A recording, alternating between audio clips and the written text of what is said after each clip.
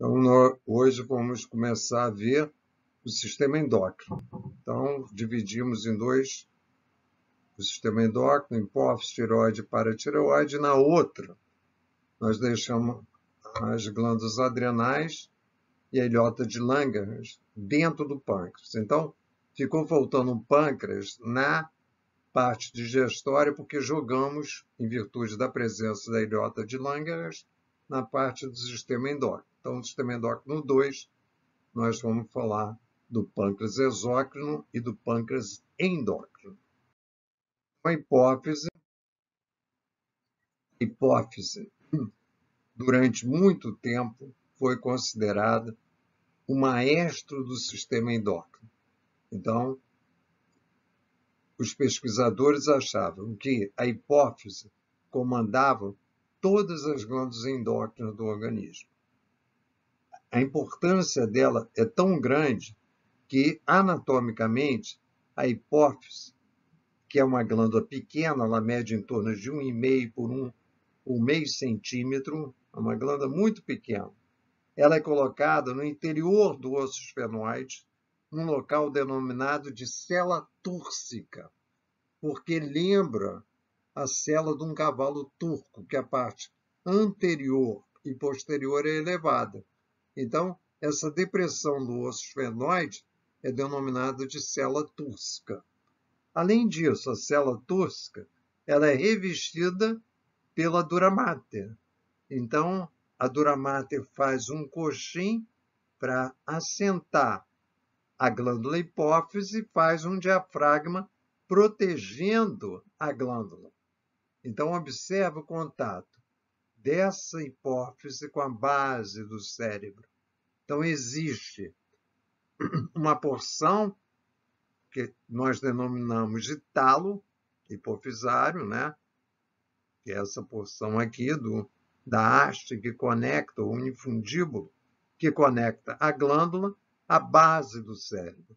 Então, essa base do cérebro, numa região denominada eminência média do hipotálamo. Então, o hipotálamo, a eminência médica, vai fazer limite com o assoalho do terceiro ventrículo.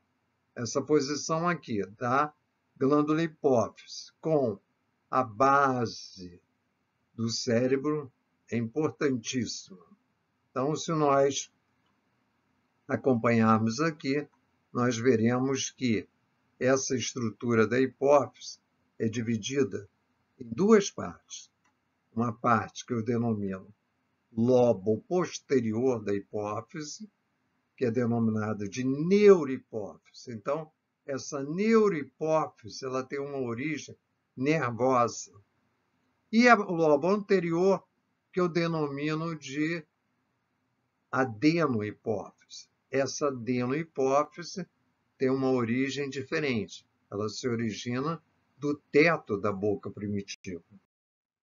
Então, observa o hipotálamo, o infundíbulo, a haste, o talo hipofisário, a hipófise anterior e a hipófise posterior. A hipófise anterior, ela na realidade, ela é dividida na porção propriamente dita, que é a parte distalis, mas ela apresenta duas outras partes, uma que limita entre a parte distale e a neurohipófise, que é a parte intermediária, e essa projeção que segue para o talo, que é a parte tubular. Então, tuberalis. Então, a parte tuberalis, ou par tuberalis, par ou parte intermediária, e a parte distalis, que corresponde efetivamente à hipófise anterior. Então, olha o contato, a célula túrcica, lobo posterior, lobo anterior. Embriologicamente, o assoalho do diencéfalo em contato com o teto da boca primitiva.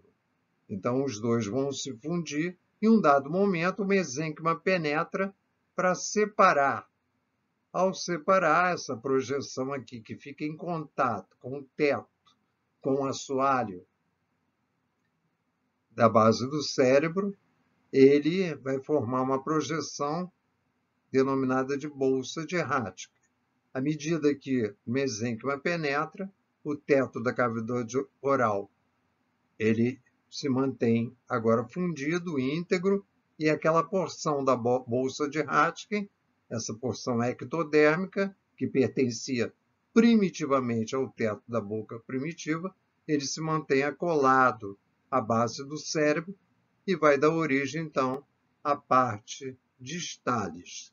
Então, observa aqui, ó, parte tuberalis, parte intermediária e a parte distalis, formando ao lobo anterior da hipófise. Efetivamente, a parte distal é que vai corresponder ao que nós vamos denominar de uma glândula cordonada.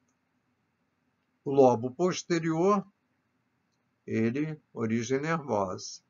Então, a parte do hipotálamo, ela vai ter aquela eminência média, e nós vamos ter, então, a formação aqui da hipófise definitiva. Então, observa o lobo anterior, lobo posterior, neurohipófise, talo hipofisário ou infundíbulo, a eminência média, pertencendo ao hipotálamo, a parte tuberalis, olha a parte nervosa e a parte distal, que na realidade corresponde ao lobo anterior da hipófise.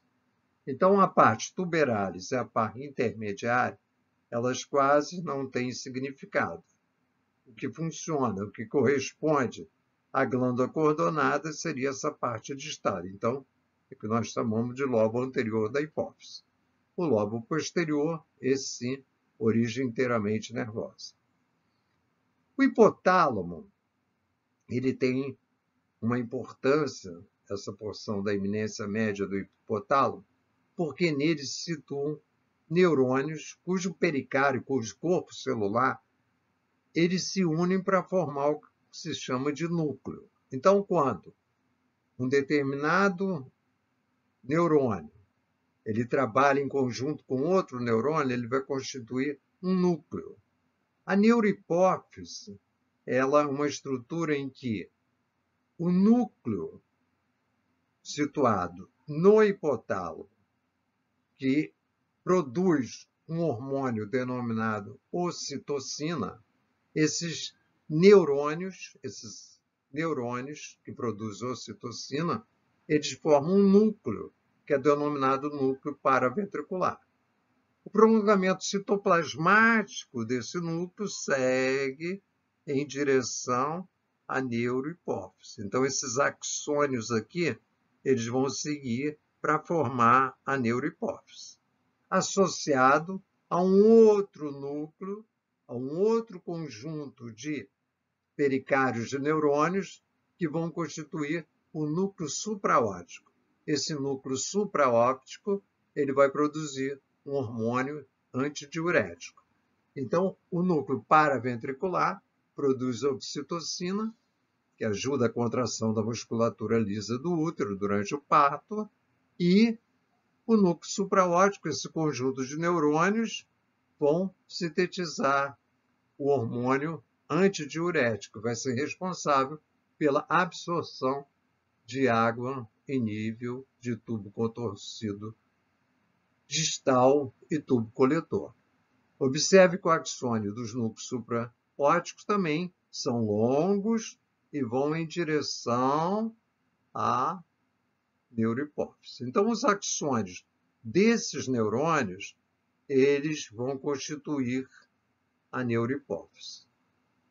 O sistema aqui axonal, ele é sustentado na neurohipófise por umas células de neuróglias, células de sustentação, que é denominado de pituício. Então, nós vamos ver daqui a pouco que os pituícios vão constituir a célula de sustentação dos axônios da neurohipófise.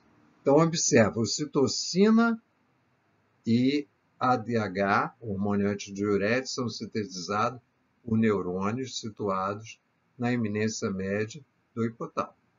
E que os axônios são usados para distribuir o neurônio até o lobo, os hormônios até o lobo posterior, quando então eles vão ganhar a circulação e vão seguir a circulação sistêmica. Já o lobo anterior apresenta uma característica. Observe, o lobo anterior é constituído por cordões celulares intercalados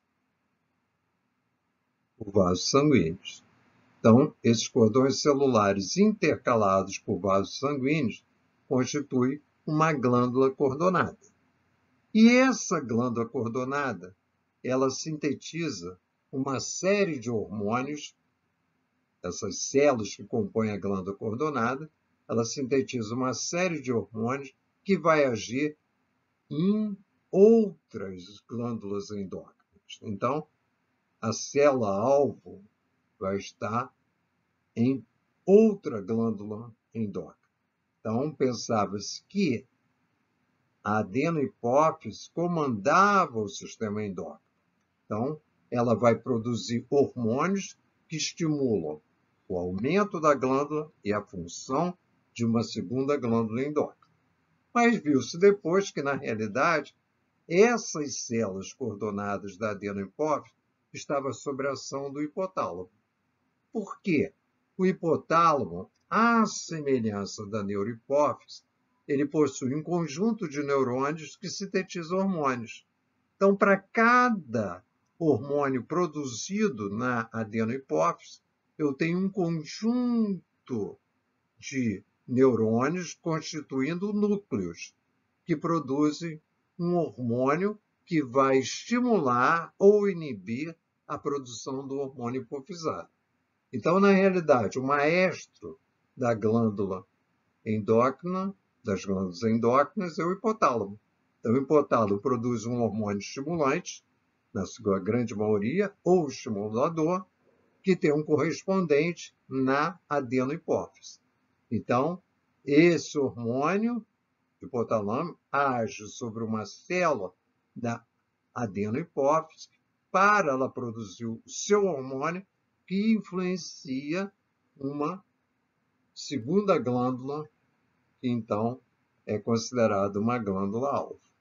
Então, eu tenho essas células produtoras de hormônios situadas na adenohipófise.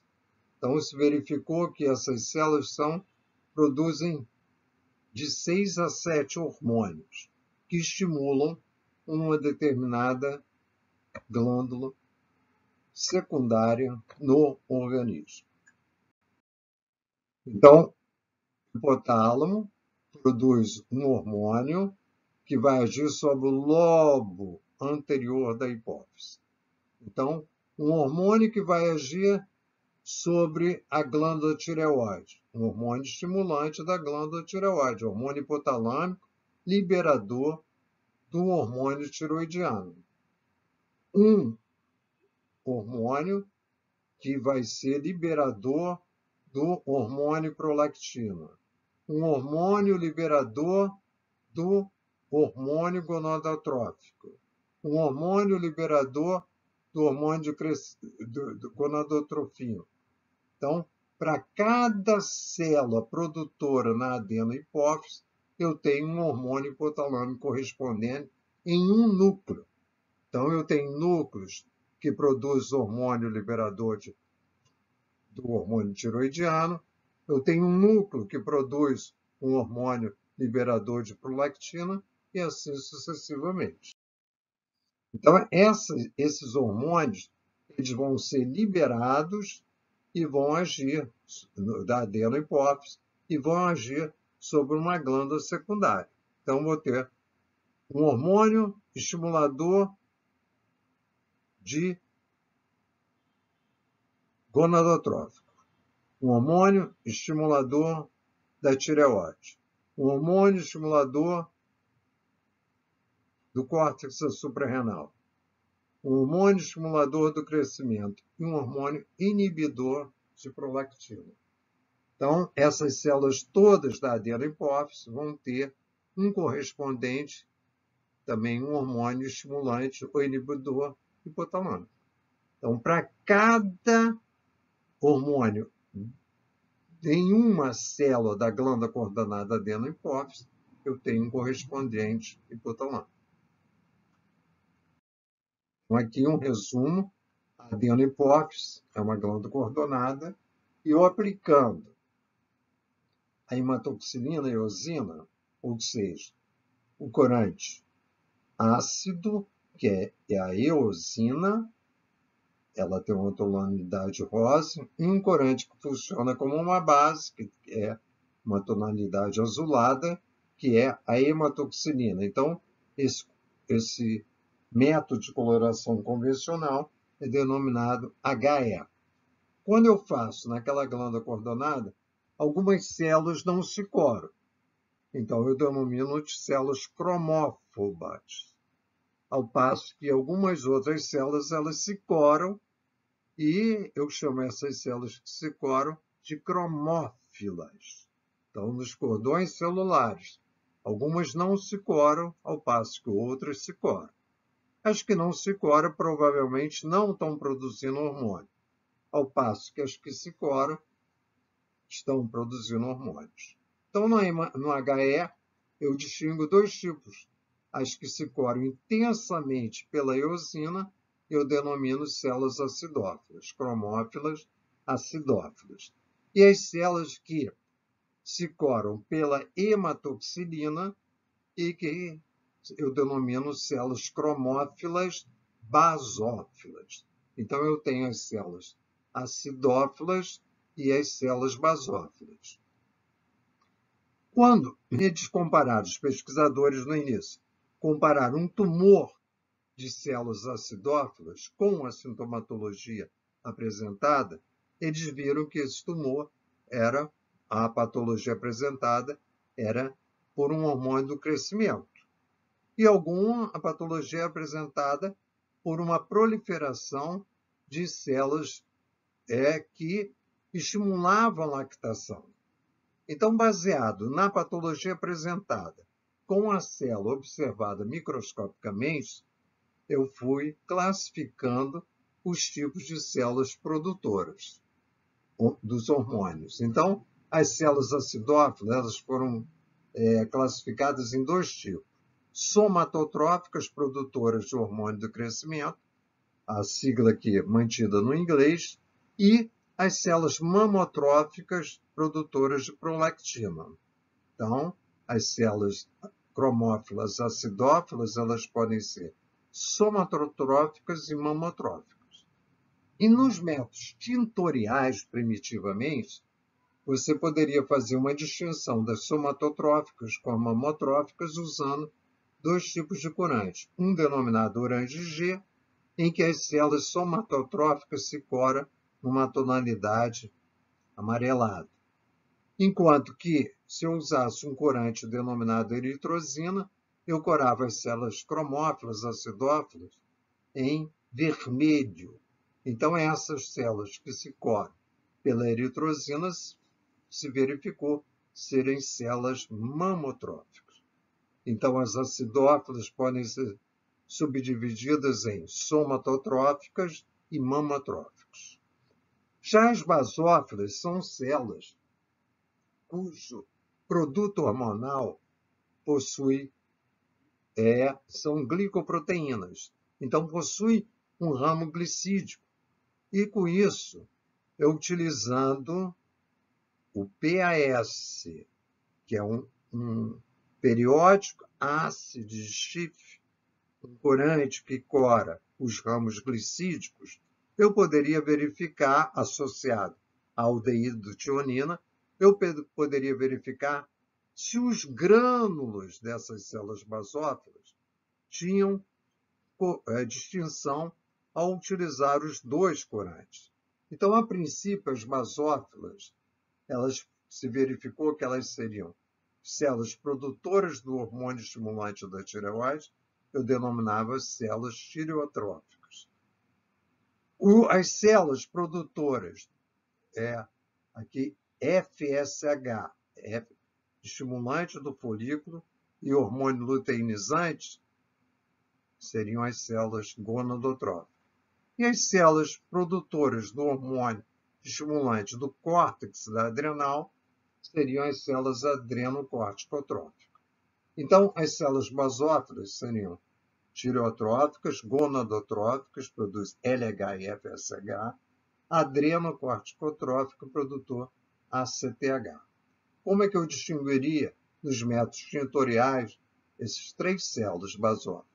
Então, a associação do PAS com a dividotionina demonstrou que as células tireotróficas, os grânulos, se coravam intensamente em púrpura. As células gonadotróficas, os grânulos se coravam num azul claro, ao passo que adrenocorticotróficos, os grânulos se coravam em vermelho. Então, primitivamente, esse método tintorial permitia a distinção dos tipos de basófilos. Atualmente, a microscopia eletrônica e, mais recentemente, a imunistoquímica permite o diagnóstico preciso dessas células quando elas se proliferam em um tumor hipofisário. Então, essas células cromófilas, elas produzem os hormônios hipofisários, que depende da sua liberação dos hormônios hipotalâmicos correspondentes. A adrenocorticotrófica, alguns autores acham que também produz o MSH, hormônio estimulante do melanócito. Então, observa as células produtoras desses hormônios na hipófise anterior, né? Aqui, a parte intermédia geralmente é formada por esses folículos, não tem significado, e a neurohipófise. Esses núcleos aqui são dos pituícios, das células de sustentação da neurohipófise. Os axônios dos núcleos hipotalâmicos, que quase não sucoram na hematoxilina e eosina. Num maior aumento, a presença de células cromófobas, essas células cromófobas, os núcleos muito próximos, já aqui no menor aumento, e bem evidente ao citoplasma, bem eosinofílico aqui, nós teríamos a presença das células acidófilas. Células acidófilas. Maior aumento, olha, bem exuberante, as células acidófilas, de cordões celulares. Aqui eu tenho um grupo de células cromófobas, os núcleos muito próximos. E aqui, olha, células bem intensamente coradas, células acidófilas. Compare com as células basófilas. Veja que o citoplasma ele fica mais azulado, né? Células basófilas e os vasos sanguíneos. Então, esses vasos sanguíneos aqui são vasos fenestrados que permitem que esses hormônios hipotalâmicos cheguem no seu interior. Aqui um vaso sanguíneo, ó, cheio de hemácia no seu interior. Então, aqui, uma neurohipófise, o capilar, os pituícitos, olha, o núcleo dos pituícitos, e a gente não observa, os axônios são difíceis de serem evidenciados. No maior aumento, pode-se observar aqui a neurosecreção, quer dizer, aquele hormônio produzido em nível hipotalâmico no interior de um axônio. Ele forma esses grânulos bem corados aqui, que são denominados corpo de Hering, o corpúsculo de Hering. São a neurosecreção no interior do axônio. Bom, segunda glândula endócrina que nós temos é a tireoide. Então, a tireoide ela tem esse formato de um escudo, né, em que eu tenho dois lóbulos colocados em nível do segundo e terceiro anéis cartilaginosos da traqueia, unidos entre si por essa ponte que é o istmo. Então, a tireoide, com esse formato de um escudo oblongo, ele se situa em nível do segundo e terceiro anéis cartilaginosos da traqueia. Ela é recoberta primeiro pela face pré-traqueal e, posteriormente, pela cápsula da glândula. Então, na realidade, a glândula tem duas cápsulas, uma pertencente ao face pré-traqueal e o outro, propriamente dito, a cápsula da glândula tireoide. É uma cápsula bem delgada, então, essa glândula, quando nós mostramos no esquema, é o único tipo de glândula endócrina que não tem o formato coordenado. Então, essa glândula aqui é uma glândula que nós denominamos glândula vesiculosa. Então, a cápsula emite septos no interior da glândula e esse estroma mais interno da glândula é um conjuntivo frouxo cheio de capilares. Então, esses capilares no conjuntivo frouxo, eles circundam essas vesículas. Então, essas vesículas aqui apresentam um epitélio cúbico simples. Esse epitélio cúbico simples, cada uma dessas células, eu denomino de tireócito. Ele vai circundar essa luz que vai ser preenchida pelo hormônio que, microscopicamente, eu denomino de colóide. Então, eu vou ter vesículas preenchidas com colóide. Como essas vesículas não estão na mesma posição, nem sempre nós encontramos esse colóide e essas vesículas com o mesmo tamanho. Eu posso ter tamanhos menores e tamanhos maiores, mas sempre em torno às vesículas eu encontro a presença dos capilares. Lembrar que eu preciso do capilar para secretar um hormônio. Então, você tem aqui também a presença na base da célula de uma membrana basal. Existe um segundo tipo celular, em menor número, que está situado entre a base de uma célula folicular para uma célula e a membrana basal. Então, essa célula aqui, olha, está entre um tireócito, ou célula folicular, e a membrana basal. Essa célula aqui é denominada célula parafolicular, porque está ao lado do folículo, ou também conhecida como célula C, que ela é produtora de calcitonina. Então, célula C, por ser produtora de calcitonina. Menor aumento, então eu vou ter o quê? Num corte histológico. Você observa a presença dos folículos preenchidos por colóide, esse material bem eosinofílico aqui é o colóide, e observa as vesículas de vários tamanhos, né? Então, eu tenho tamanhos maiores e tamanhos menores. Como elas não estão no mesmo nível, na mesma posição, eu verifico essas vesículas de várias formas e tamanhos.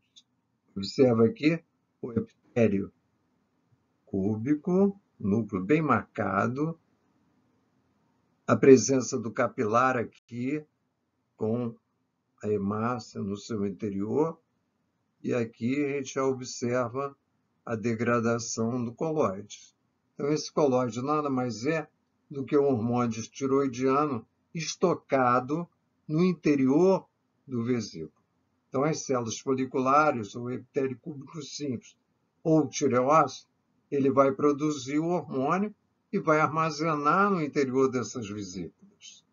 Esse hormônio é extremamente glicoproteico, então esses colóides aqui se coram no PAS positivo, se eu fizer uma coloração pelo PAS, esse colóide vai escorar intensamente. Hemácia no interior do capilar, o núcleo aqui, bem evidente, das células foliculares. Então, nós temos naquele colóide correspondendo à tireoglobulina. Então, a tireoglobulina é o hormônio tiroidiano. Uma característica da tireoglobulina é que ela produz o aminoácido tirosina. Então, quando eu tenho a própria célula folicular, ela produz a tireoglobulina, mas ela também capta a tireoglobulina para quebrá-la no seu interior. Então, quando o TSH estimula a liberação do hormônio tiroidiano, a tireoglobulina ela é captada pela própria célula que o produziu. Então, a célula folicular capta e, através da cisão no interior do lissosoma, eu produzo MIT e DIT. Então, eu quebro a tireoglobulina, eu vou ter radicais monoiodotirosina e diiodotirosina. Então, aqui você já fica sabendo que, além do aminoácido tirosina, a importância do iodeto na composição do hormônio tiroidiano. Então, quando eu conjugo uma molécula com monoiodo com uma de diodo, eu tenho o primeiro hormônio tiroidiano, que é o T3, que eu tenho a triiodotironina. Quando eu conjugo duas moléculas de iodo com diodo, eu tenho o segundo hormônio tiroidiano, que é a tiroxina. Então, o T3 e T4 são liberados para os capilares em torno à vesícula. Então, a própria célula que produz é a própria célula que capta o colóide e transforma e libera T3 e T4 para os capilares. Então, vocês têm aqui, olha, o folículo, né? O folículo está aqui. Você tem a célula produtora ao capilar sanguíneo. Então, essa célula produz, joga a grande molécula de tireoglobulina com os radicais tirosil livre. Eu iodifico, a iodação é no colóide, a iodação, sofrendo a iodação no colóide, e depois eu endocito quando eu preciso.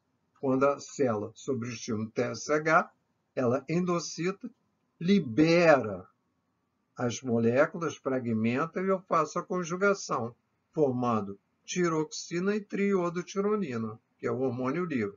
Então, eu libero na circulação o T3 e T4. T3 e T4, por um feedback negativo, vai fazer o quê?